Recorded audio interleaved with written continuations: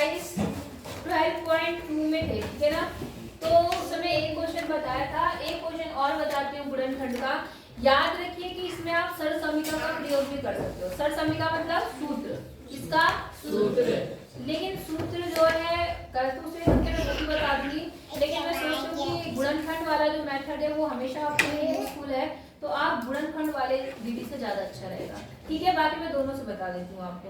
सवाल है आपके पास में, क्वेश्चन क्या है देखिए, 49 y square plus 84 y z plus 36 z square. बोलो बात समझ में आ गई? अब वो 36 z स्क्वायर, ठीक है। एक तरीका मैंने आपको ये बताया कि आप इनकी घातें देखो। सबसे पहले कौन सी घात है? y स्क्वायर, तो फिर बिना मतलब एक बार y के मतलब केवल y होगा और फिर बिना y का होगा, ऐसे ही है यहाँ पर। फिर क्या तरीका बताया मैंने आपको कि यहाँ पर जो संख्या है और यहाँ जो संख्या उन्हें क्या कर लो, गुणा कर लो, और उसके क्या कर दो, गुणनखंड कर दो। क्या कर दो? गुणनखंड, ठीक है। तो यहाँ पर हम क्या काम करते हैं, देखो जैसे मान लो यहाँ पे 36 है,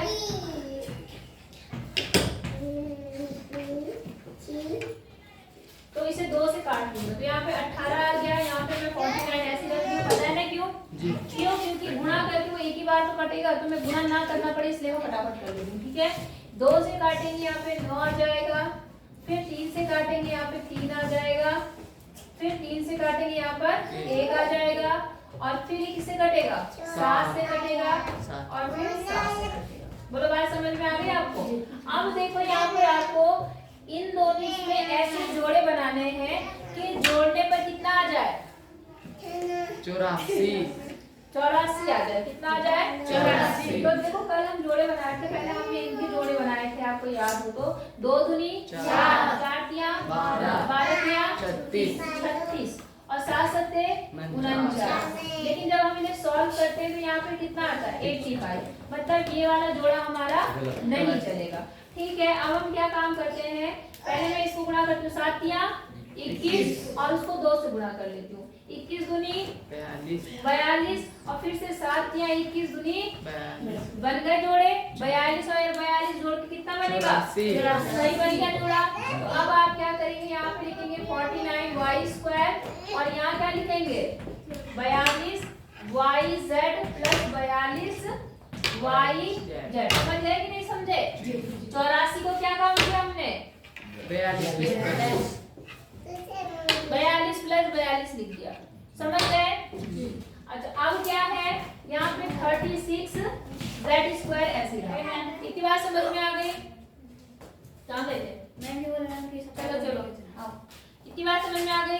अब आप क्या काम करेंगे, इसके ब्रैकेट को ओपन करेंगे, तो यहाँ पर है 49 y स्क्वायर, प्लस का चिन्ह है तो अंदर के चिन्ह नहीं बदलेंगे, तो यहाँ कितना हो गया? 42 yz और यहाँ पे कितना है? 42 yz और प्लस 36 z स्क्वायर। बोलो बात समझ में आ गई आपको कि नहीं आई? अब इन दोनों में से क्या करना है? कॉमन, और इन दोनों में से क्या करना है? कॉमन लेना है, ठीक है। तो इन दोनों में इसको हम लिख सकते हैं 7 गुणा 7 y गुणा y, प्लस इसको क्या लिख सकते हैं? 7 6 42 और y गुणा z, प्लस इसको मैं क्या लिख सकती हूँ? 7 6 42 y z, और क्या लिख सकते हैं हम इसको? यहाँ पर 6 गुणा 6 36 और z इंटू z। यहाँ पे समझ गए आप लोग? आप कॉमन लो, इन दोनों में क्या कॉमन है? 7 और कुछ y। तो अंदर क्या हुआ? ये तो बाहर चला गया 7, यहाँ पे कितना आया? 7 y और यहाँ कितना बचा? 6। समझ में आया आपको? अब यहाँ क्या बचा आपका? देखो इन दोनों में क्या कॉमन है? 6 और कुछ नहीं, और कुछ नहीं है, मुझे तो और भी कुछ दिख रहा है z। तो फिर z भी है, तो 6z यहाँ से 6z यहाँ से, यहाँ कितना बचा? 7 y और यहाँ कितना बचा? 6z, ठीक है ना। अब आप देख रहे हो दोनों ब्रैकेट में सेम चीज आ रही है, मैंने कहा दोनों ब्रैकेट में सेम होगा तो आपका आंसर सही हो रहा है। तो यहाँ पर देखो कितना हो गया? 7 y प्लस 6z, तो एक में आ गया। अच्छा यहाँ पर एक और चीज कॉमन थी, क्या कॉमन था? z, यहाँ z, ठीक है। और जो बचा हुआ है एक साथ ले लो, यहाँ पर कितना आ गया? 7 y प्लस 6 समझे नहीं समझे? तो एक मेथड तो ये है इन्हें करने का, और मैंने इसलिए से कहा क्योंकि मैंने आपको बताया कि ये मेथड आपका बार बार यूज होगा। बार बार तो समझ रहे हो, अभी आप 8th में, फिर 9th में भी, फिर 10th में भी आपको बार बार गुणनखंड करनी पड़ेगी। यहाँ पे समझ में आया? आप जैसे सरल समीकरण मैंने आपको बताई, अभी नहीं बताई, सरल समीकरण नहीं बताई। कुछ सरल समीकरण होती हैं, सरल समीकरण मतलब सूत्र होते हैं, अगर आपको याद हो तो। सूत्र क्या है यहाँ पर? जैसे मान लो पहला सूत्र होता है a प्लस बी का होल स्क्वायर। क्या होता है इसका मतलब?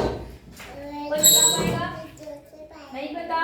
सूत्र होता है a square plus B square plus 2ab, मतलब इसको खोलने पर ये आएगा। समझ गए? नहीं समझे? ऐसे ही होता है a माइनस बी का होल स्क्वायर।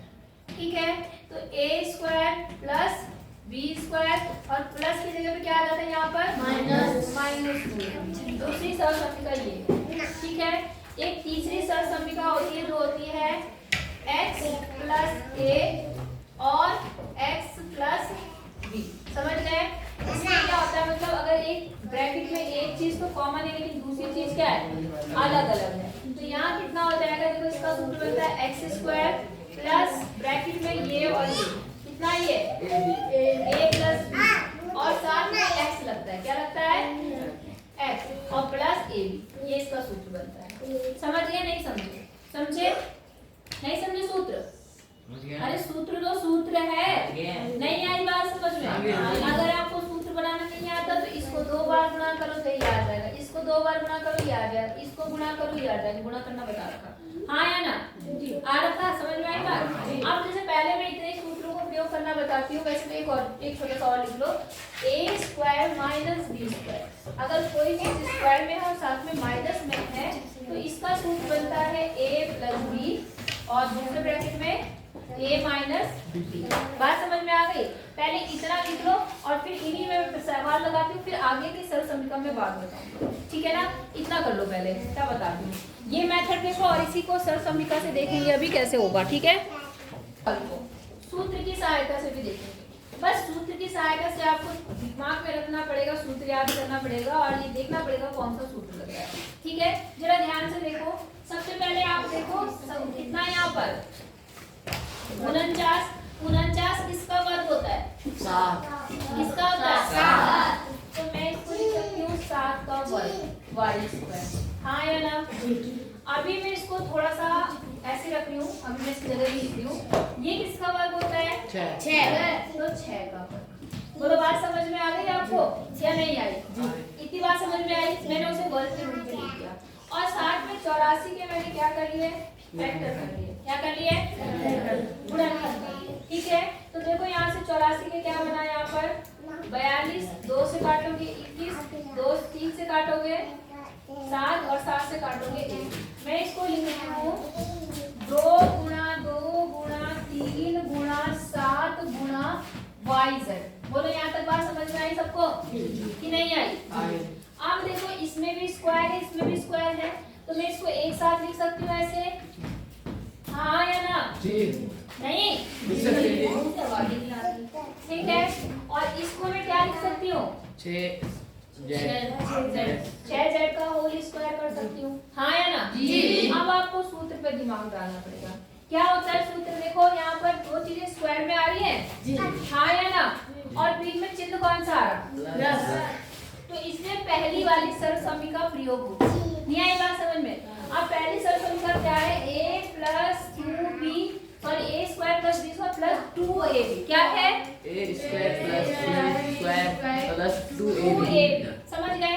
तो देखो हम बीच वाला अपने आप बनाने की कोशिश करते हैं। बीच में क्या है वहाँ पर? 2ab। वहाँ पर मैंने किनारे लिखा है, यहाँ पे बीच में कोई फर्क नहीं पड़ता। क्या है वहाँ पर? 2ab। तो देखो 2 तो ठीक है, 2 आ गया। a कितना है आपका? जो पहले ब्रैकेट में कितना है वो? 7y। तो देखो 7 और y मिल गया आपको, ये मैंने कर दिया 7y। a हो गया। दूसरा क्या है वहाँ पर? a square b। अरे a स्क्वायर ये है, b स्क्वायर ये है, बीच में 2a, तो 2 हो गया ये, a हो गया ये, और b कितना है आपका?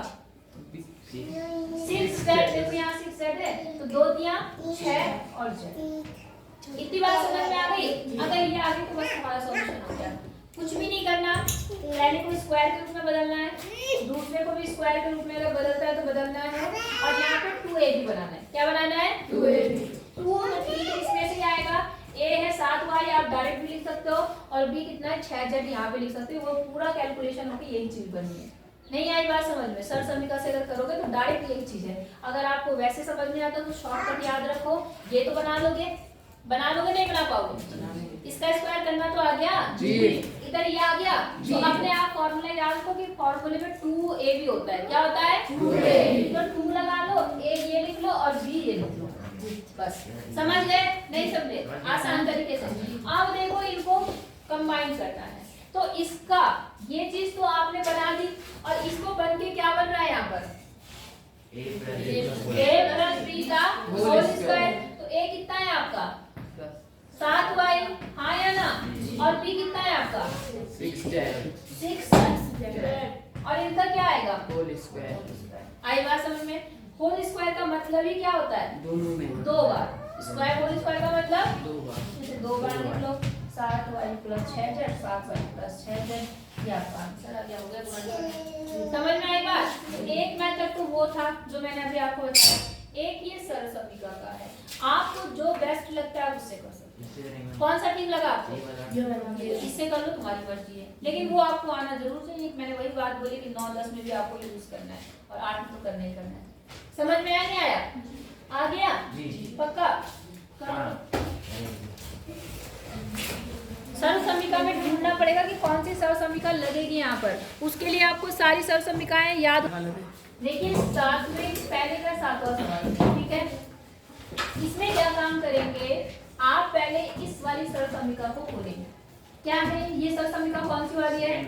सेकंड वाली है। बीच में माइनस है, बीच में माइनस है कि प्लस है? प्लस। यहाँ पर माइनस है, प्लस है। प्लस। तो फिर कौन सी सरल समीका लगेगी? पहली। जैसे यहाँ पर a था तो ये हमारा a है, ये हमारा क्या है? B। उस हिसाब से उसे खोलो तो सबसे पहले क्या आएगा? l का क्या? स्क्वायर। l square. फिर क्या आएगा? m square. m square. फिर क्या आएगा? जल्दी बोलो। 2ab 2 है वहां पर, तो 2a कितना है आपका? l, और b कितना है आपका? m। समझ में आया? और बचा क्या आपका? ये चीज -4l। यहाँ तो समझ में आया कि नहीं आया? आपको पता है समान पद आपस में जुड़ सकते हैं और कर सकते हैं, तो इसके जैसा तो और कोई नहीं है, इसके जैसा भी नहीं है, लेकिन यहाँ पर क्या है? lm, और यहाँ भी क्या है? तो ये आपस में क्या होंगे? जुड़ेंगे, घट जाएंगे। तो घटा के कितना आएगा? 2lm माइनस 4lm कितना आएगा? Minus 2lm। यहाँ तक बात समझ में आ गई? अब आप अपना सूत्र 2 देखो, देख रहे हैं?